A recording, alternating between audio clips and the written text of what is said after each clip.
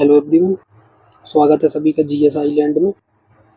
हम लोग सौरमंडल पढ़ रहे थे जिसमें हमने सभी ग्रहों को पढ़ लिया था, सिर्फ हमारा पृथ्वी बचा था।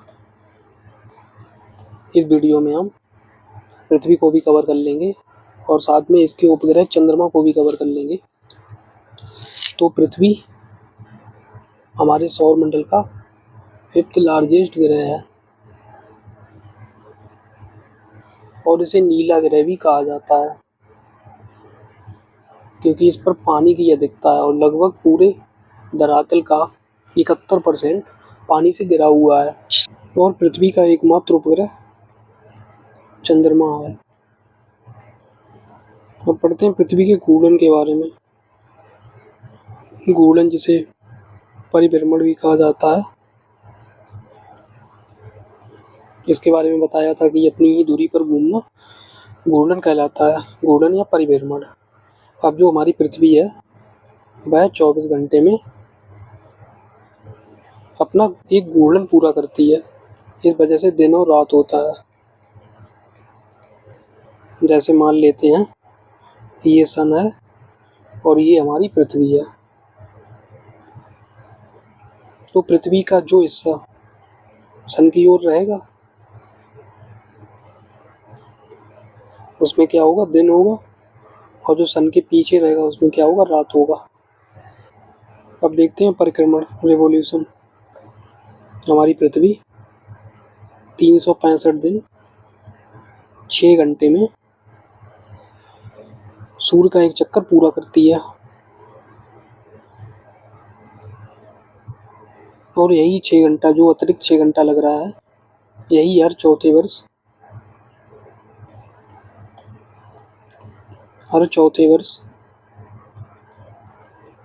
एक दिन बना देगा। जिस वजह से क्या होगा, हर चौथे वर्ष में एक दिन बढ़ जाएगा। जैसे सामान्य वर्ष जो हमारा होता है वो 365 दिनों का होता है, लेकिन जब चौथे वर्ष एक दिन बढ़ेगा तब 365 ना होकर 366 हो जाएगा, जिसे लीप वर्ष बोला जाता है।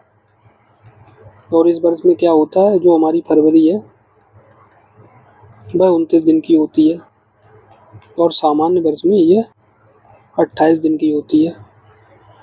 अब पृथ्वी परिक्रमण करते समय सूर्य के या तो पास में होती है या सूर्य से दूर होती है। जब पृथ्वी सूर्य के पास होती है तब उसे उपसौर बोला जाता है, एलियन। और इस समय पृथ्वी की जो सूर्य से दूरी होती है वह 14 करोड़ 70 लाख किलोमीटर होती है। और जब पृथ्वी सूर्य से दूर होती है तब उसे अपसौर बोला जाता है, एलियन। और इस समय पृथ्वी की सूर्य से दूरी 15 करोड़ 20 लाख किलोमीटर होती है। और जो सामान्य औसत दूरी जो है पृथ्वी की सूर्य से वह 14 करोड़ 96 लाख किलोमीटर है।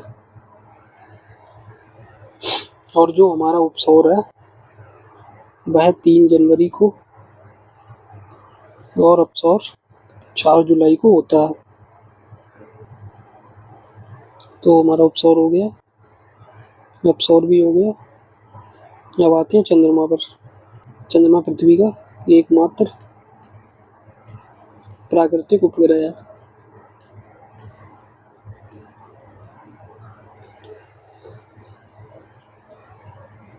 चंद्रमा के अध्ययन को सेलेनोलॉजी बोला जाता है।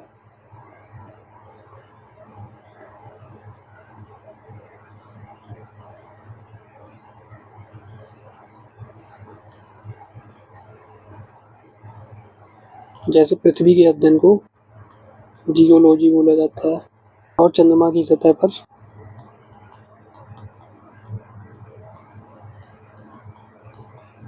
बहुत सारे गड्ढे हैं, बहुत सारे गड्ढे। और चंद्रमा पर कोई वायुमंडल नहीं है, कोई वायुमंडल नहीं है। चंद्रमा से जो पृथ्वी पर लाइट पहुंचने में समय लगता है वह 1.25 सेकंड है। और सूर्य से पृथ्वी पर जो लाइट पहुंचने में समय लगता है वह 8 मिनट 19 सेकंड है।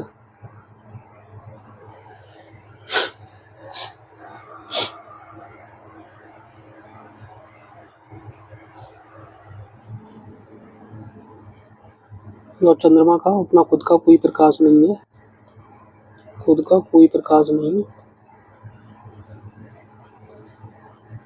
क्योंकि ये नॉन ल्यूमिनस है और ये सूर्य के प्रकाश से चमकता है और उसकी ही लाइट को परावर्तित करता है, जो हमारी पृथ्वी पर 1.25 सेकंड में पहुंचती है। और चंद्रमा पर जो सबसे ऊंचा पर्वत है उसका नाम लिग्नेटिज पर्वत है, जो दक्षिणी ध्रुव में स्थित है और इसकी ऊंचाई 35,000 फीट है। अब देखते हैं चंद्रमा का परिक्रमण और परिभ्रमण। तो चंद्रमा अपना परिक्रमण और परिभ्रमण दोनों 27 दिन और लगभग 8 घंटे में पूरा करता है। दोनों का समय समान है, जिस वजह से हमें चंद्रमा का एक ही भाग दिखाई देता है। हमें चंद्रमा का एक ही भाग दिखाई देता है।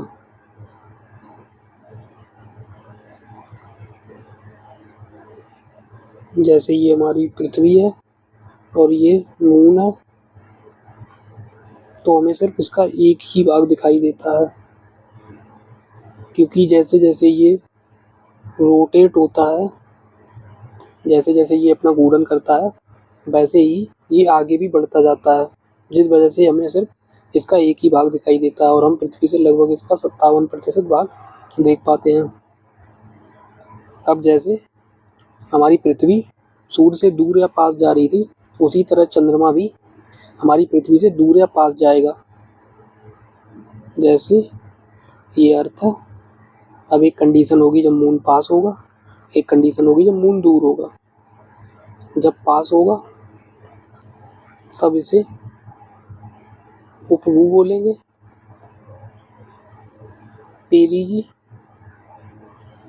और जब दूर होगा, दूर, तब इसे अपभू बोलेंगे, अपोजी। और पृथ्वी से जो चंद्रमा की औसत दूरी है, औसत दूरी वह 3,84,000 किलोमीटर है। अब आगे देखते हैं चंद्रमास। हम मान लेते हैं ये हमारी अर्थ है और ये कोई खगोलीय पिंड है, खगोलीय पिंड है। अभी हम इस खगोलीय पिंड को किसी स्थिति में देख रहे हैं और कुछ समय हुआ और ये खगोलीय पिंड उसी स्थिति में फिर से दिखाई दे रहा है। तब ये जो समय लगा है, इसी को साइडोनिक पीरियड बोला जाता है। समझ गए इतनी बात? अब देखते हैं चंद्रमा के संबंध में। अब क्या होता है कि चंद्रमा अपना आकार बदलता रहता है। जैसे जो चंद्रमा का साइडोनिक पीरियड है, जिसे साइडोनिक मंथ बोलते हैं, साइडोनिक मंथ या चंद्रमास, वह है 29 दिन 12 घंटे और 44 मिनट। जब क्या होता है, ये लगभग 15-15 दिन का होता है।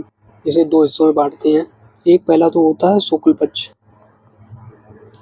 पक्ष, जिसमें हमें चंद्रमा बढ़ता हुआ दिखाई देता है, बढ़ता हुआ दिखाई देता है।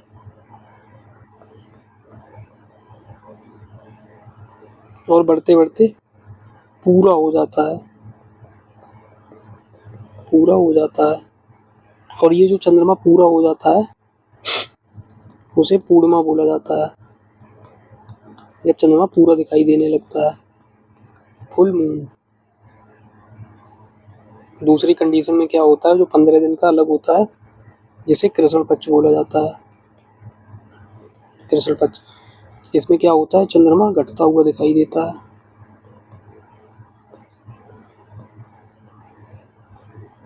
हमें घटता हुआ दिखाई देता है। एक दिन क्या होता है, पूरा गायब हो जाता है, पूरा गायब, और इसे अमावस्या बोला जाता है। जब पूरा गायब हो जाएगा उसे अमावस्या बोला जाएगा, न्यू मून। हमने ऊपर देखा था कि जब चंद्रमा पृथ्वी के पास था, जिसे पेरी जी बोल रहे थे। अब इस कंडीशन में क्या होगा, चंद्रमा, जो हमारा चंद्रमा है, वो ज़्यादा बड़ा एंड चमकीला दिखाई देगा, जिस वजह से इसे सुपर मून बोला जाता है।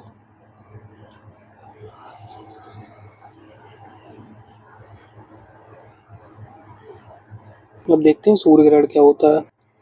अब हमने देखा कि एक तो हमारा सूर्य है और पृथ्वी है और चंद्रमा है।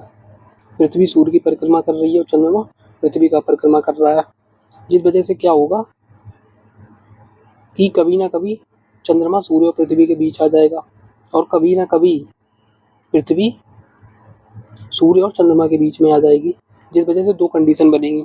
एक को जैसे सूर्य ग्रहण बोला जाता है, सोलर इक्लिप्स, और एक जैसे चंद्र ग्रहण बोला जाता है, लूनार इक्लिप्स। दोनों को देखते हैं। पहला है हमारा सूर्य ग्रहण, सोलर इक्लिप्स। इसमें क्या होता है कि जो हमारा चंद्रमा है, चंद्रमा वह सूर्य और पृथ्वी के बीच में आ जाता है, जिस वजह से क्या होता है, जो सन की लाइट है वह पृथ्वी तक नहीं पहुंच पाती है, और जो हमारा सूर्य है वो छुपा हुआ दिखाई देता है। इसलिए इसे सूर्य का ग्रहण लगना बोला जाता है। अब क्या होता है कि जैसे ये हमारा सन है और ये मून है, ये अर्थ है हमारी। अब जब चंद्रमा बीच में आ गया तो जो सन की लाइट है वह पृथ्वी पर नहीं पहुंच पा रही है, और पृथ्वी पर चंद्रमा की छाया पड़ रही है, जिसमें से एक गहरी छाया है जिसे हम उम्ब्रा बोला जाता है, हिंदी में पृष्ठ छाया, जो मुख्य छाया होती है, और दूसरी हल्की छाया होती है जिसे पेनुम्ब्रा बोला जाता है, हिंदी में उपछाया। अब क्या होगा, जब हम अर्थ से इस सन को देखेंगे तो हमको सन छुपा हुआ दिखाई देगा। अब जो हमारा सूर्य ग्रहण है वह दो तरीके का हो सकता है। एक तो आंशिक, जिसमें हमारा थोड़ा सा सन है वो ढक जाएगा, आंशिक सूर्य ग्रहण। और दूसरा हो सकता है पूर्ण सूर्य ग्रहण, जिसमें हमारा सूर्य पूरा ढक जाएगा। अब आंशिक वाले में क्या होगा, जैसे यहाँ पे ये सन होता, अब यहाँ से चंद्रमा ऊपर से आया, इसने इसको ढक लिया ऐसे करके, तो हमको सिर्फ इतना सन दिखाई दे रहा है, जिसे आंशिक सूर्य ग्रहण बोलेंगे। दूसरी कंडीशन क्या होगी, जब सूर्य को चंद्रमा ने पूरी तरह से ढक लिया है और हमको सिर्फ ये रिंग जैसी दिखाई दे रही है, जिसे कोरोना बोला जाता है, जो सूर्य का बाहरी परत है, सबसे का बाहरी परत, और ये सिर्फ सूर्य ग्रहण के समय ही दिखाई देता है। और जो हमारा सूर्य ग्रहण है वह अमावस्या पे होता है, अमावस्या यानी न्यू मून पे। आगे चलते हैं। चंद्र ग्रहण, चंद्र ग्रहण तब होता है जब सूर्य और चंद्रमा के बीच पृथ्वी आ जाए और चंद्रमा पर जो सन की लाइट है वो डायरेक्ट ना पहुंच पाए। जब क्या होगा कि ये सन है, यहाँ पर हमारी पृथ्वी आ गई, यहाँ पर है मून। अब जो सन की लाइट है वह मून तक नहीं पहुंच पाएगी और इसकी छाया पहुंचेगी सिर्फ मून पर। ये क्या है इसकी प्रच्छाया, ये क्या है इधर वाली उपछाया। अब क्या होगा कि जो पृथ्वी का वायुमंडल है उससे ये जो लाइट है वह छलती हुई जाएगी, छलती हुई जाएगी और क्या करेगी चंद्रमा पर। जब ये लाइट पहुंचेगी और जो चंद्रमा पर टकराएगी तब इसको लाल कर देगी, पूरा चंद्रमा को लाल कर देगी। जिस वजह से इस कंडीशन में इस चंद्रमा को ब्लड मून बोला जाता है, ब्लड मून। जब हमारा चंद्रमा अर्थ की प्रच्छाया में होता है तब ब्लड मून दिखाई देता है और इसे पूर्ण चंद्र ग्रहण बोला जाता है। और जब मून पृथ्वी की उपछाया में होता है तब उसे आंशिक चंद्र ग्रहण बोला जाता है। और जो चंद्र ग्रहण है वह पूर्णिमा के समय होता है, पूर्णिमा के समय। लेकिन प्रत्येक पूर्णिमा पर चंद्र ग्रहण नहीं होता है, प्रत्येक पूर्णिमा पर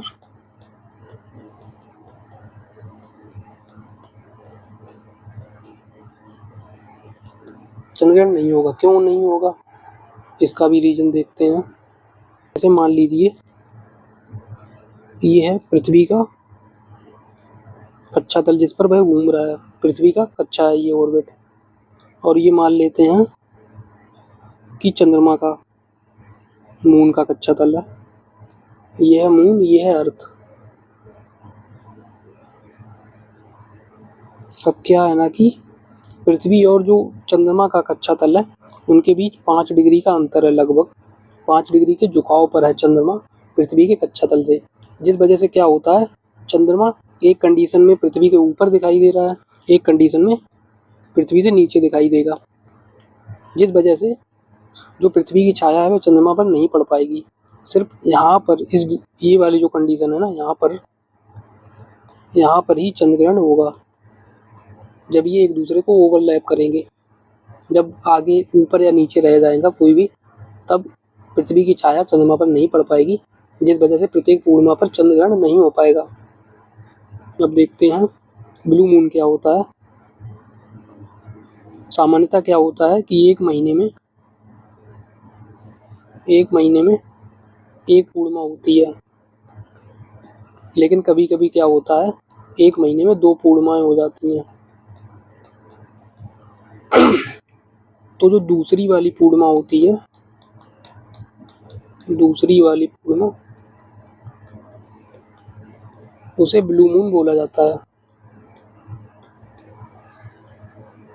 एक चीज मैं बताना भूल गया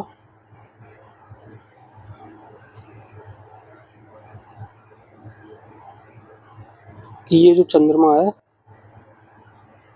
इसकी उत्पत्ति कैसे हुई। तो इसके बारे में 1838 में सबसे पहले जॉर्ज डार्विन ने बताया कि जो पृथ्वी और चंद्रमा है वो दोनों एक ही थे, पहले एक ही पिंड थे और घूमते घूमते ये डंबल जैसे हो गए, डंबल जैसे इस तरह के। और क्या हुआ, टूटकर अलग हो गए, टूटकर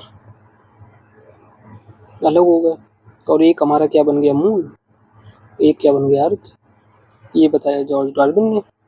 अब एक दूसरी थ्योरी और है जिसे द बिग स्प्लैट या जायंट इम्पैक्ट बोला जाता है।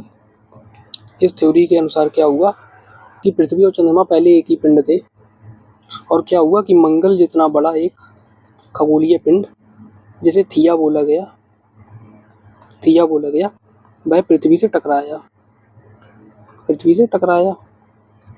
और क्या हुआ, टक्कर की वजह से चंद्रमा टूटकर अलग हो गया, और जो जहाँ पर पृथ्वी में गड्ढा हुआ वहाँ पर प्रशांत महासागर बन गया। गड्ढे में चलते हैं आगे।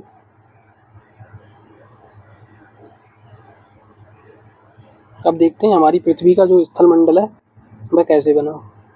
तो हमने देखा था कि हमारे जो ग्रह हैं वह जो धूल थी, धूल के कण थे, उनसे बने। अब जब धूल के कण ग्रेविटी की वजह से जुड़ते चले गए, तब क्या हुआ, दबाव बढ़ता चला गया। जब दबाव बढ़ेगा तब तापमान भी बढ़ेगा। जब तापमान बढ़ेगा तब क्या होगा, पृथ्वी गर्म हो जाएगी और वह पिघल गई और पिघलकर अर्धठोस बन गई, अर्धठोस। जिस वजह से क्या हुआ, जो भारी पदार्थ थे, भारी तत्व जैसे लोहा और निकेल, वो क्या हुआ, नीचे चले गए, पृथ्वी के केंद्र में चले गए। और जो हल्के थे वह ऊपर आ गए, हल्के सतह की ओर आ गए। ये था पहला चरण 1। दूसरा चरण तब स्टार्ट हुआ, चरण 2, जब हमारा द बिग स्प्लैट हुआ। इसमें क्या हुआ, चंद्रमा टूटकर अलग हुआ, लेकिन जब टक्कर होगा तब तापमान बढ़ेगा। तब तापमान बढ़ा तो पृथ्वी फिर से पिघल गई, फिर से अर्धठोस में बदल गई। जिस वजह से क्या हुआ, इस बार पृथ्वी में परतें बन गई। परतें हम देखते भी हैं, पृथ्वी में परतें हैं ऊपर से, जैसे ऊपर पटी है, उसके नीचे जाने पर मेंटल है, सबसे नीचे जाने पर कोर है। अब देखते हैं पृथ्वी का वायुमंडल और जलमंडल कैसे बना। तो जो पृथ्वी का वायुमंडल है उसके बनने के 3 चरण बताए जाते हैं। तो चरण 1 में क्या हुआ, सबसे पहले जो हमारी पृथ्वी का वायुमंडल था वह हाइड्रोजन और हीलियम जैसी हल्की गैसों से बना हुआ था। अब क्या हुआ, जो सौर ज्वाला थी, सौर पवन, वह इन हल्की गैसों को उड़ा ले गई, जिस वजह से पहले का वायुमंडल साफ हो गया। अब दूसरे चरण में क्या होता है, जब पृथ्वी का तापमान बढ़ा तो क्या हुआ, नीचे से गैसें निकली, जैसे CO2, नाइट्रस ऑक्साइड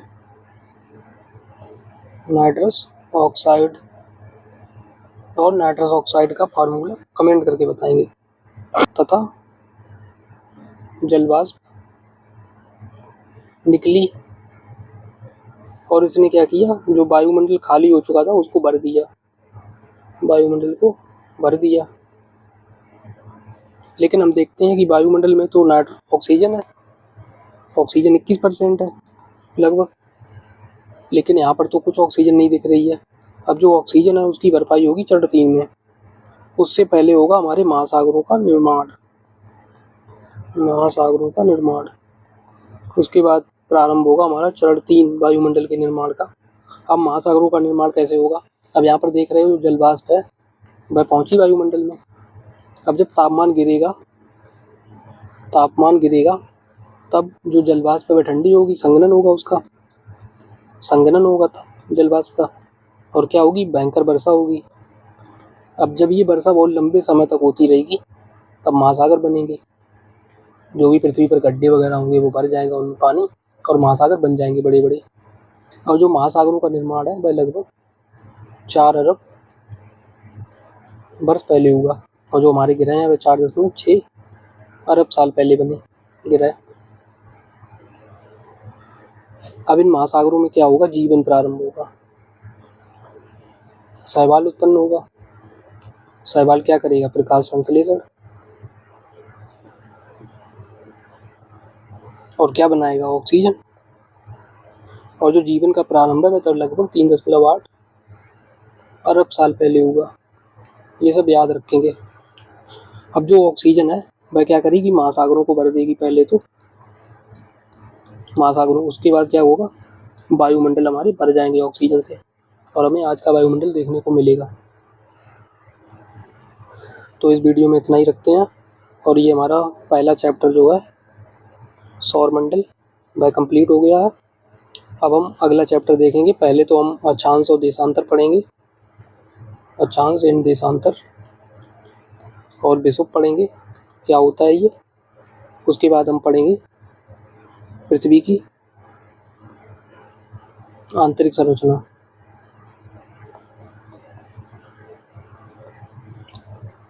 अगर ये वीडियो अच्छा लगा हो तो इसको लाइक करें, शेयर करें और चैनल को सब्सक्राइब कर लें। ये बहुत ज़रूरी है क्योंकि वीडियो आती रहेंगी लगातार और जिनसे आप बहुत कुछ सीखेंगे। धन्यवाद। मिलता हूँ अगली वीडियो में।